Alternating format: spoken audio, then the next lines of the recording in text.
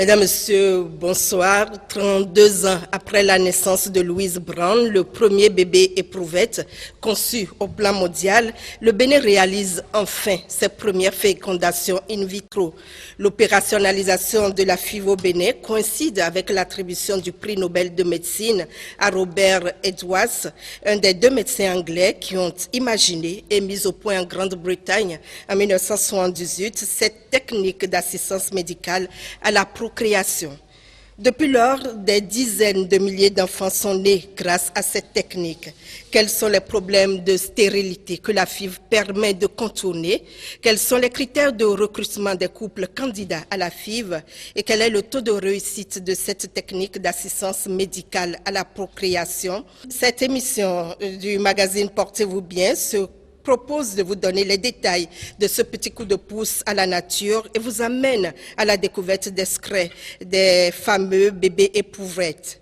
Pour ce voyage dans le monde des gamètes, les cellules reproductrices, nous avons sur ce plateau un guide en la personne du docteur Athanase Sodiedo. C'est un médecin gynécologue obstétricien. Il exerce en clientèle privée à Cotonou et c'est lui qui a eu la merveilleuse idée d'installer au Bénin une unité d'assistance médicale à la procréation. Bonsoir, docteur Sodiedo. Bonsoir, madame Adelakou. Merci de donner des chances aux couples stériles de réaliser enfin leur rêve, celui d'avoir un enfant, tout au moins pour perpétuer leur descendance. Beaucoup de couples se brisent pour des problèmes de stérilité. Ils ont besoin d'un accompagnement psychologique pour traverser ensemble cette période et prendre ensemble la décision de recourir à une assistance médicale à la procréation. Les conseils du professeur René Galbert Ayi sont attendus dans cette émission. C'est un psychiatre des hôpitaux. Bonsoir, professeur. Bonsoir, madame Adelakou. Alors, docteur Sodiedo, qu'est-ce que c'est que la fécondation in vitro? Oui, pour expliquer simplement, je crois que je reviendrai un peu à ce que les téléspectateurs, ou du moins les personnes interviewées ont dit. C'est la mise en commun, du point de vue médical, d'un spermatozoïde et d'un ovule en dehors de l'organisme. C'est ça que nous disons in vitro. Et en dehors de l'organisme, ça se réalise au laboratoire. Donc, c'est la définition simple de la fécondation in vitro. Mais pour aller un peu plus dans le détail, aujourd'hui, on ne parle plus seulement de fécondation in vitro, on parle plutôt d'assistance médicale à la procréation. Et cette assistance médicale à la procréation regroupe l'ensemble de toutes les techniques médicales et biologiques qui concourent à mettre en commun, ou du moins à intervenir directement sur l'ovule et sur le spermatozoïde en vue d'obtenir une grossesse. Est-ce une solution à la stérilité? Oui, c'est une solution à la stérilité et c'est une solution à laquelle nous avons recours lorsque nous avons exploré tous les petits moyens. En temps normal, comment se fait la fécondation? Parce que là, on a dit en dehors, ce que vous avez l'habitude de faire là, c'est en dehors de l'organisme, c'est au laboratoire. En temps normal, comment ça se fait? Ici, nous avons un appareil génital interne féminin avec les différentes parties, le vagin, l'utérus, les trompes et l'ovaire. Lorsque il y a un rapport sexuel, des spermatozoïdes sont déposés au niveau du vagin ici et les spermatozoïdes les plus mobiles traversent le col utérin, évoluent pour passer à la trompe pour aboutir au niveau du tiers externe de la trompe. Au même moment, si par hasard c'était au moment de la période féconde, l'ovaire pond un ovule qui évolue aussi de sa façon après captation par le pavillon que nous voyons. Ça évolue jusqu'à atteindre le tiers externe de la trompe. La fécondation a lieu à ce niveau de façon naturelle et il y a un œuf qui se forme. Une fois que l'œuf est formé, pendant 2 jours, l'œuf va évoluer doucement, migrer jusqu'à venir dans la cavité utérine que nous voyons ici et c'est à ce niveau que l'anidation aura lieu. Ça signe la grossesse. Voilà. Quand ce phénomène-là ne se passe pas naturellement, comme on dit, les couples n'ont pas d'enfants. Dans le micro-trottoir que nous avons suivi, professeur Ayi, il y a une dame, vous l'avez relevé tantôt, qui parlait de l'importance de l'enfant dans nos sociétés africaines. Quel jugement la famille d'abord et puis la société porte sur les couples stériles? Je dois dire que c'est un véritable drame en ce sens que pour l'Africain, d'abord, et même jusqu'à présent, l'enfant, c'est la richesse. Et non seulement la richesse, c'est l'enfant qui permet de pérenniser le nom. C'est très, très important d'avoir des enfants, mais il faut avoir des enfants vivants. Je dois remercier mon ami, le docteur, parce que c'est une épine qui va m'enlever des pieds. Parce que quoi, vous recevez beaucoup de cas? Je reçois beaucoup de cas sans être gynécologue parce que c'est un drame quand les gens, et j'en avais parlé une fois à une émission sur la ménopause, quand les femmes n'ont pas d'enfants et qu'elles s'approchent de l'âge de la ménopause, c'est vraiment la catastrophe. Elles ne savent plus vraiment pourquoi elles sont venues dans ce monde et comment ça va se terminer. Et le couple, même avant ça, souffre atrocement. Alors maintenant qu'il y a un espoir, je crois que j'aurai peut-être un peu moins de pathologie. En tout cas, je serai moins stressé parce que ces couples sont extrêmement stressés. Dans quel cas la FIV est-elle indiquée chez la femme? En fait, les gynécologues, pendant longtemps, ont été bloqués devant un phénomène aussi qui apparaît banal, qui peut survenir chez toute personne, chez toute femme. Alors, quel est ce phénomène? C'est qu'un beau matin, on se rend compte que les trompes sont bouchées. La personne vient en consultation, la personne veut des enfants, l'enfant ne vient pas, la dame vient en consultation, on fait une radio de l'utérus et des trompes et on remarque que les trompes sont bouchées. Alors, c'est un phénomène qui date de très longtemps. Depuis 1944, l'idée est venue comment faire pour que les trompes bouchées puissent fonctionner. Alors, les gens ont essayé toutes choses. Ils ont essayé d'abord ce que nous appelons la plastie tubaire. D'abord, soit on ouvre le ventre et on essaye avec le microscope opératoire de rafistoler la trompe au niveau où c'est bouché, ou bien par d'autres techniques, par ces éléments comme insufflation, hydrotubation, ou par cystoscopie, on essaye de déboucher, on met des fois une pince dedans et on essaye de déboucher, mais on a remarqué que toutes ces opérations ne donnent pas de succès. Ça ne marche pas toujours et les gens en étaient fatigués à un moment donné, ils disent qu'il faut trouver un moyen pour contourner cette obstruction des trompes. Et c'est ce qui a amené l'idée de la fécondation in vitro. Et depuis 1944, il y a eu des gens qui ont essayé les premières fécondations in vitro, mais en dehors, évidemment, sans avoir l'enfant. L'enfant est venu en 1978 avec Louise Brown, dont vous avez parlé tout à l'heure. Donc il y a l'obstruction des trompes, la première cause. La première cause. Chez la femme, c'est la cause principale. Alors depuis 1993 où nous étions formés, et il n'y avait que la fécondation in vitro classique. Et ça s'occupait principalement des femmes. À un moment donné, les indications ont été élargies. Bon, au début, on prenait un peu d'hommes, mais il fallait qu'il y ait un certain nombre de spermatozoïdes avant que ce ne soit possible. Mais ça a évolué et aujourd'hui, les indications au niveau de l'homme se sont nettement sont augmentées en quantité. Et aujourd'hui, ce n'est plus seulement au niveau de la femme. Au niveau de la femme, on retient seulement les trompes bouchées et les trompes absentes. Lorsque la personne a eu 2 grossesses extra-utérines, par exemple, on lui a enlevé les trompes. Voilà, c'est une indication formelle de fécondation in vitro. Quand la femme souffre de l'endométriose, aussi, oui, parce que c'est conseillé aussi. On peut y arriver simplement par le même phénomène, c'est que l'endométriose qui est le fait qu'une partie de la muqueuse de l'utérus bouge pour aller vers les trompes, ça peut aussi boucher les trompes. Et à ce moment-là, on se retrouve encore dans la même situation de trompe bouchée et on est amené à faire la fécondation in vitro.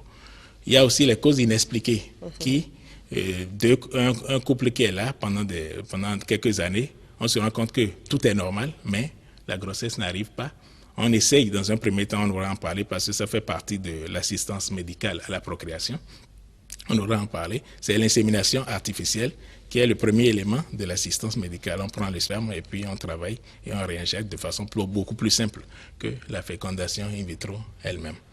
Donc voilà en fait pratiquement les causes qui amènent à la stérilité, chez l'homme, vous avez dit, à la fécondation in vitro. Voilà, chez l'homme, vous avez dit que c'est l'insuffisance, il y a le fait que les spermatozoïdes ne bougent pas bien, le fait que le nombre n'est pas bon et le fait des fois où c'est mal formé ou encore le fait que c'est mort bon, là, c'est beaucoup plus compliqué. Mais le plus important aujourd'hui, c'est que la science a tellement évolué que quand on a quelques spermatozoïdes dedans, c'est déjà bon. Il y a peut-être 10, 15 ans, rien n'était possible pour ces hommes. Mais la science a vraiment évolué aujourd'hui. Le côté psychologique qui va s'ajouter à ce qui est au niveau de la science. Et la science a fait énormément de progrès, mais la science doit aller ensemble avec la psychologie. Sinon, ces progrès, on ne risque pas d'en profiter au maximum. Mécaniquement, on peut en profiter, mais psychologiquement, c'est extrêmement important. Il y a plein d'autres choses. Quand le couple ne s'entend pas, il n'y a pas d'oisillon dans un nid où il y a du bruit. Donc, il n'y aura pas de grossesse. Il faut régler le problème du couple, etc. Et c'est ce que j'ai vu de génial dans la démarche du docteur quand il m'a dit « Viens, reste avec moi pour qu'on puisse lancer ceci parce que nous sommes à deux dans cette aventure. » D'accord. Docteur Sodjedo, les couples viennent, un couple candidat à la FIV vient vous voir. Quels sont les critères de recrutement? Est-ce que tous les couples stériles peuvent avoir accès à recourir à la fécondation in vitro? Oui, tout à fait. Bon, quand un couple a des problèmes, ce que nous conseillons en général, c'est laisser passer quand même 6 mois minimum. Théoriquement, c'est 2 ans. Mais à partir de 6 mois, lorsque l'enfant est désiré, il y a de l'inquiétude. Et à 1 an, c'est encore davantage. Donc, ce n'est pas grave si un couple vient à 6 mois ou 1 an. Ce qui est sûr, le gynécologue qui reçoit le couple à 6 mois, c'est ce qu'il faut faire. On fait des traitements simples. Un prélèvement vaginal avec antibiogramme, on traite un peu l'infection et dans beaucoup de cas, c'est réglé. Dans la plupart des cas, c'est réglé. Bon, on va des fois un peu plus loin, mais avec quelques médicaments en plus, on règle le problème. Maintenant, si on évolue, ça ne va pas, au bout d'1 an ou un peu moins, on commence à faire des explorations. Et gare à vous, si vous avez au niveau de la radio de l'utérus les trompes bouchées. Là, c'est vraiment, ça dérange tout le monde et on commence à gérer. Donc voilà à peu près. Mais quand le couple vient, et à ce stade, il n'y a pas de formalité à rien. C'est aussi banal que c'est toute consultation. Maintenant, on attend que les couples fassent quand même 2 ans en général. Sauf exception, pour venir à la fécondation in vitro, il faut un minimum de 2 ans de vie commune avec des rapports réguliers avant de venir à la fécondation in vitro. Il y a quelques exceptions.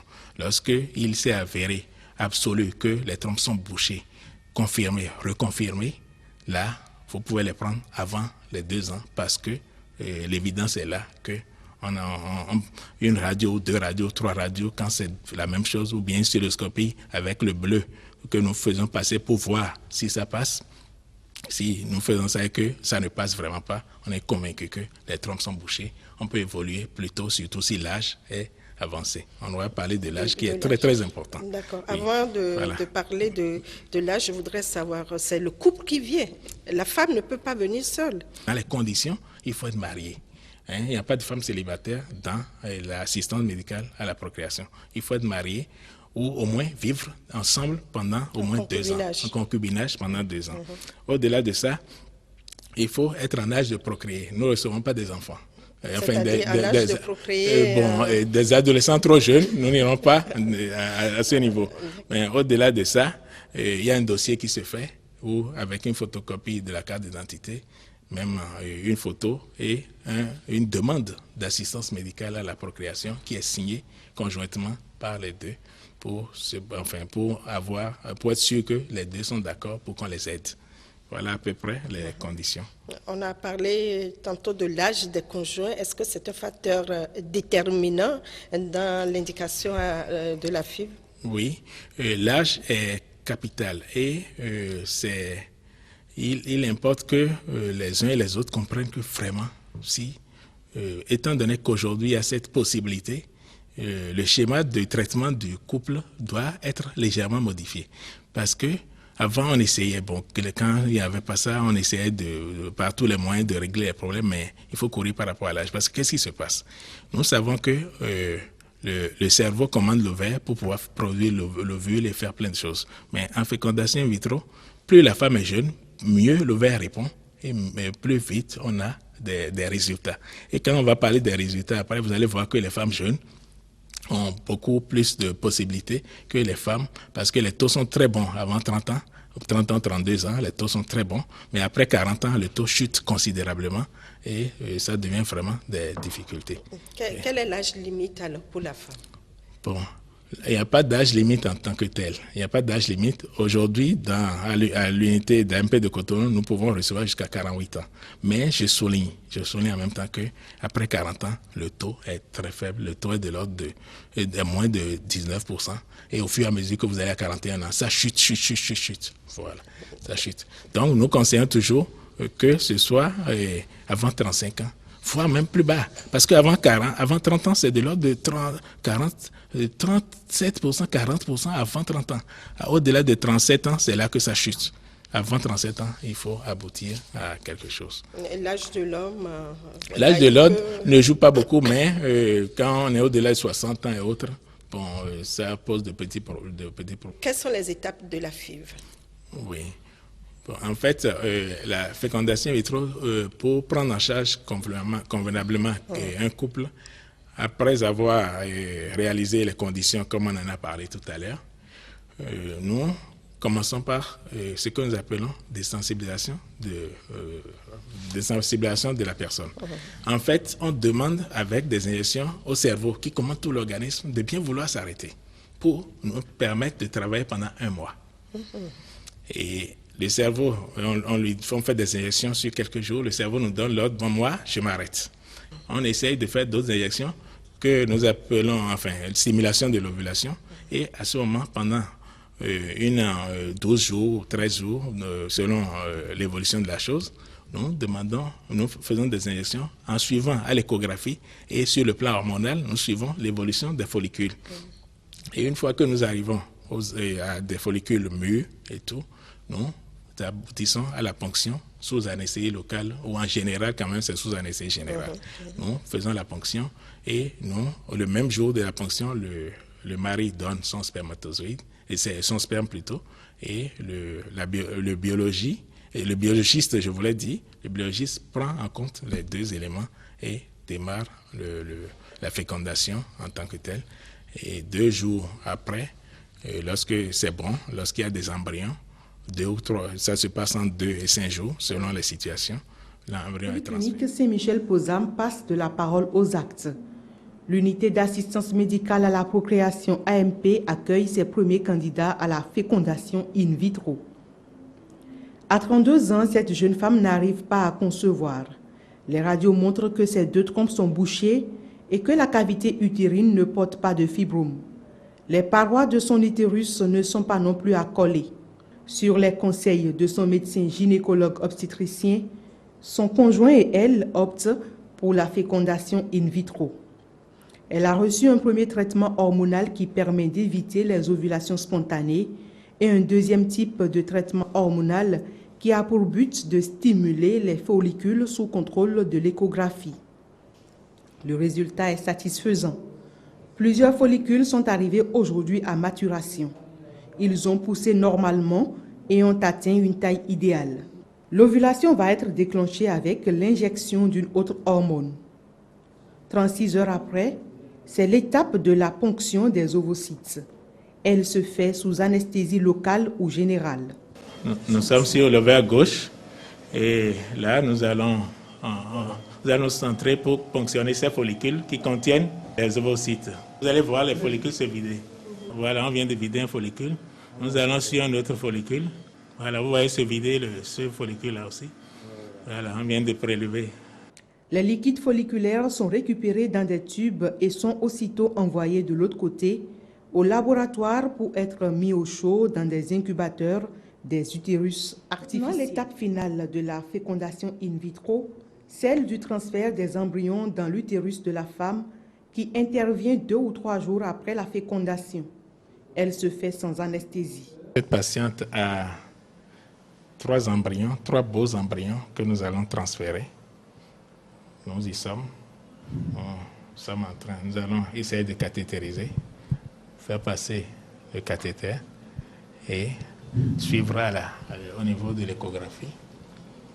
Nous suivons au niveau de l'échographie le trajet. Oui, tout se passe bien là. l'image d'échographie. Voilà.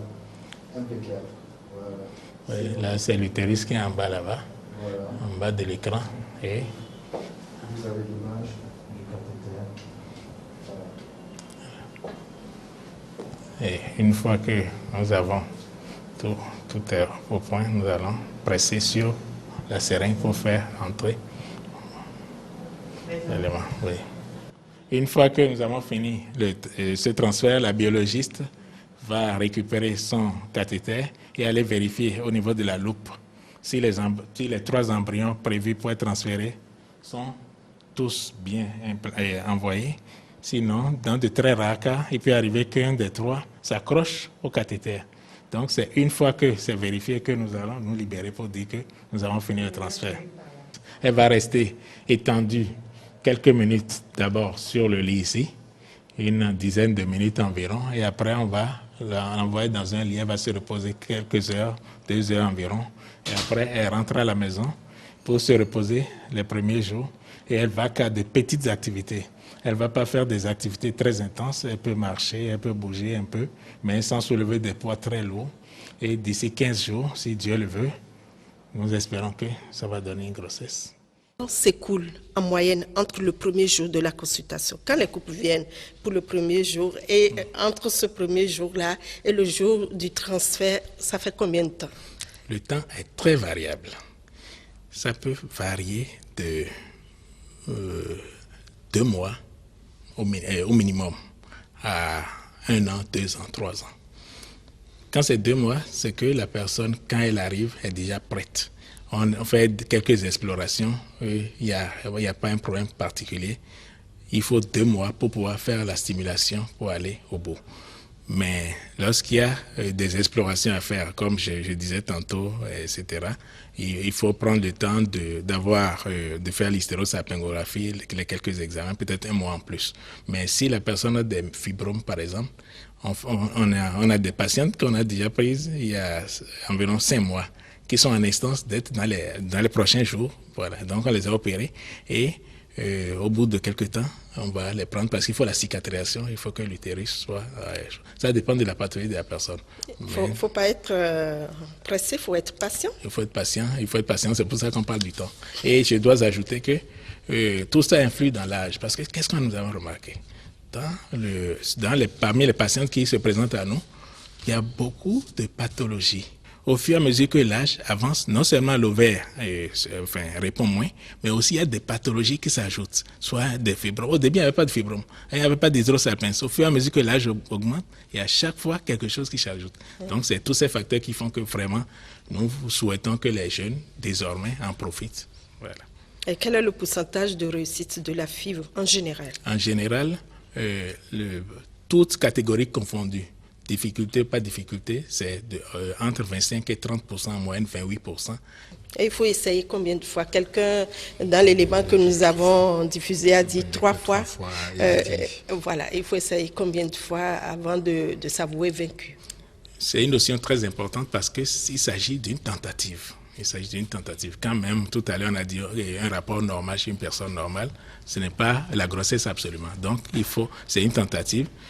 On peut essayer autant de fois que possible. Et l'important, c'est qu'on aboutisse au résultat. Mais l'expérience a montré qu'au bout de 3 ou 4 tentatives, le projet parental que le couple a est réglé. C'est-à-dire, 3 ou 4 fois en général, on réussit à avoir un enfant.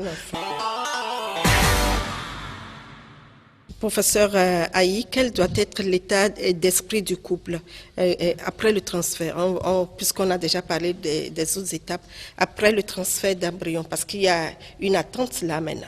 Je crois que le couple doit se mettre réellement en couple pour que l'événement soit attendu, mais sans dramatiser la situation.